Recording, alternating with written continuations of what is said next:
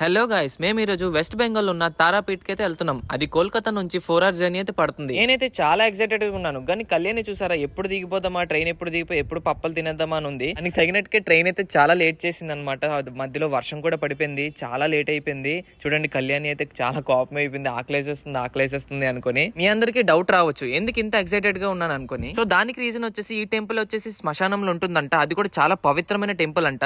ఇక్కడ అమ్మవారి పేరు వచ్చేసి మా తారా అనమాట. సో ఈవిడికి ప్రసాదంగా మద్యపానం, మేక మాంసం, కోడి మాంసం, చేపలు అవన్నీ పెడతారనమాట. అక్కడైతే చాలా చల్లగా కూడా ఉందన్నమాట. సో మేము ట్రైన్ దిగేసరికి చాలా లేట్ అయిపోయింది. సో వెంటనే వెళ్లి రూమ్స్ కి వెళ్ళి పడుకుని పోయాం అనమాట. సో నెక్స్ట్ డే మార్నింగ్ అదే ఎక్సైట్మెంట్ తో మేమైతే గుడికి వెళ్ళిపోయాం. చూడండి, ఇదే గుడి అనమాట. సో ఇది శ్మశానం అనమాట. సో ఆ అమ్మవారు అక్కడే వెలిసారనమాట, ఆ శ్మశానంలోనే. సో ఇది చూస్తున్నారు కదా, ఇది గుడి. ఇది కాకుండా ఇంకో వేరే గుడి కూడా ఉంటుంది. సో అది కూడా చూపిస్తాను మీకు. ఇక్కడైతే నేను ఒక్క పంతులు కూడా చూడలేదు. ఎవరు చూసినా అందరూ అఘోరీలు, సాధు బాబాలే ఉన్నారు.